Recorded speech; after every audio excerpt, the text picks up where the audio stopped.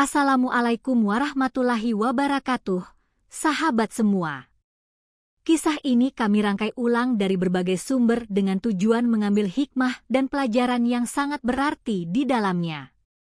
Kebenaran isi cerita ini hanya Allah Subhanahu wa Ta'ala yang Maha Mengetahui. Namun, pesan moralnya bisa menjadi renungan mendalam bagi siapapun yang mendengarnya. Kisah ini berkisah tentang seorang anak laki-laki yang sangat berbakti kepada ibunya. Kita sebut saja namanya Hasan, bukan nama asli, hanya sebagai penyamaran. Hasan tumbuh dalam lingkungan religius dan selalu mengutamakan bakti kepada orang tua, terutama ibunya yang sudah lanjut usia. Setelah bertahun-tahun bekerja keras, akhirnya ia berhasil mengumpulkan cukup uang untuk memberangkatkan sang ibu menunaikan ibadah haji ke Tanah Suci Makkah. Impian mereka berdua akhirnya terwujud. Dengan semangat dan hati yang ikhlas, Hasan dan ibunya berangkat menunaikan ibadah haji. Setibanya di Tanah Suci, mereka memulai ritual haji seperti para jamaah lainnya. Pada saat melaksanakan tawaf, Hasan berkata penuh semangat kepada ibunya, "Umi, lihatlah ke arah Ka'bah. Bukankah itu sangat indah?" Namun, sang ibu hanya diam dan terlihat kebingungan. Wajahnya pucat dan pandangannya kosong. "Kenapa, Umi?" tanya Hasan cemas.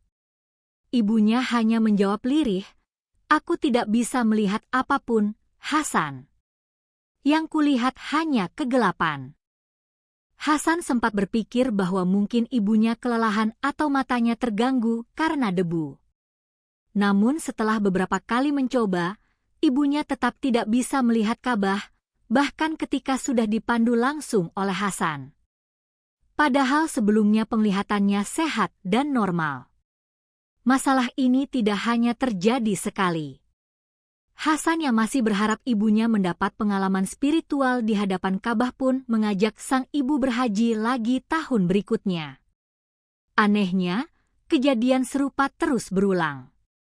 Setiap kali berada di Masjidil Haram, sang ibu tidak bisa melihat Ka'bah, seolah matanya tertutup tabir hitam. Namun di luar tempat suci itu, penglihatannya kembali normal.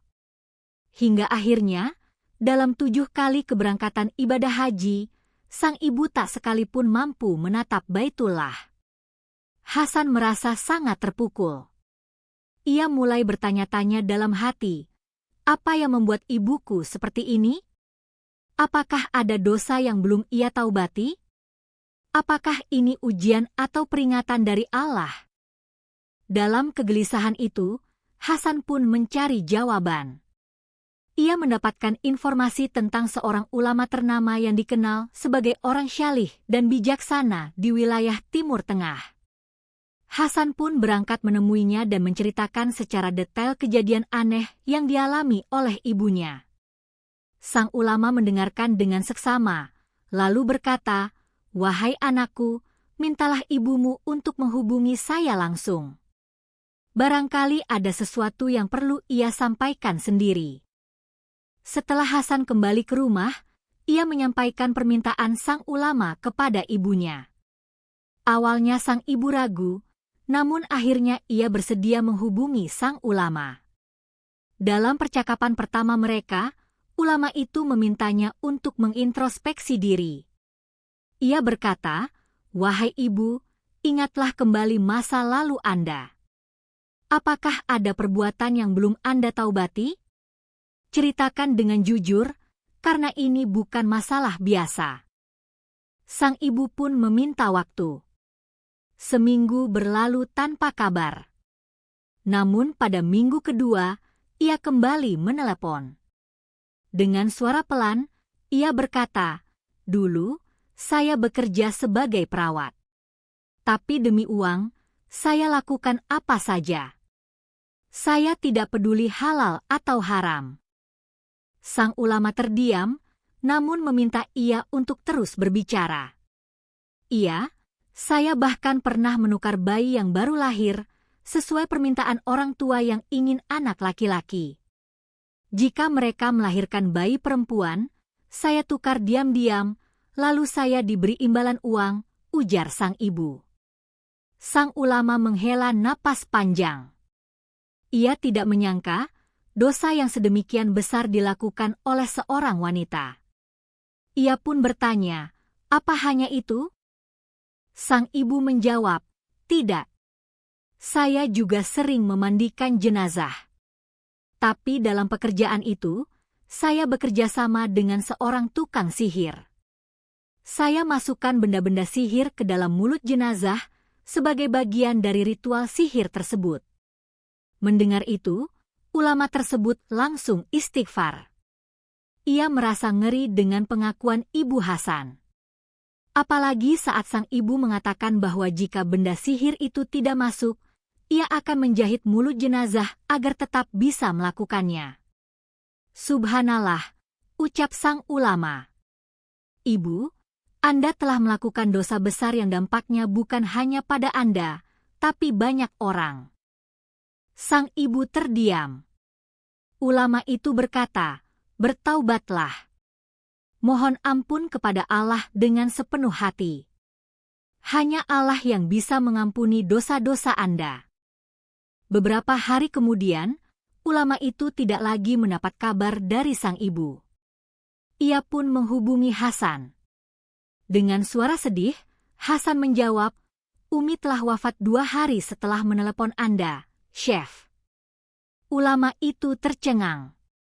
Bagaimana beliau meninggal? Hasan pun menceritakan kejadian aneh saat pemakaman. "Kami telah menggali liang kubur, namun setiap kali kami hendak memasukkan jenazah ke dalamnya, tanah kembali menutup dengan sendirinya, keras dan rapat. Kami ulangi di lokasi lain, kejadian yang sama terulang. Sampai menjelang maghrib, tidak satu pun lubang yang bisa dipakai mengubur jenazah ibu saya."